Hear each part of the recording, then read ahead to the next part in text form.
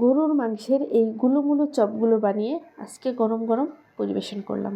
আসসালামু আলাইকুম এভরিওয়ান। গরুর মাংসের কাবাব বানানোর জন্য আমি এটা বানিয়েছিলাম, কিন্তু একটু পাতলা হয়ে গেছে, তাই ভাবলাম চপ বানিয়ে ফেলি। একটা আলু ম্যাশ করে দিয়েছি, একটু চালের গুঁড়া, যাতে একটু শক্ত হয় আর বাইন্ডিংটাও খুব ভালো আসে। খুব ভালোভাবে মিশিয়ে কাবাবের শেপ দিয়ে নিচ্ছি, ঠিক যেরকম আলুর চপ হয় সেরকমভাবেই নিচ্ছি। এগুলো বানিয়ে আমি কিছুক্ষণ রেস্টে রেখে দেবো। সবগুলো বানিয়ে নিয়েছি। আর বেসন দিয়ে একটা ব্যাটার তৈরি করব। হলুদের গুঁড়া, মরিচের গুঁড়া, ধনিয়ার গুঁড়া, লবণ আর কালো জিরে নিয়েছি। এখন বেসনটা একটু চেলে নেব।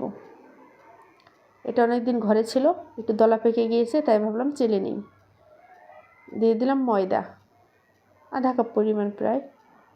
সবগুলো মিশিয়ে একটু পানি দিয়ে এরকম একটা থকথকে ব্যাটার বানিয়ে নিয়েছি। আর এর মধ্যে একটু আদা রসুনের পেস্টও দিয়েছি। এটা বানিয়ে কিছুক্ষণ রেস্টে রেখে দেব। আর চপগুলো বানিয়ে আমি রেস্টে রেখে দিয়েছিলাম নর্মাল ফ্রিজে প্রায় আধা ঘন্টার মতো। এখন অনেকটা শক্ত হয়ে গেছে।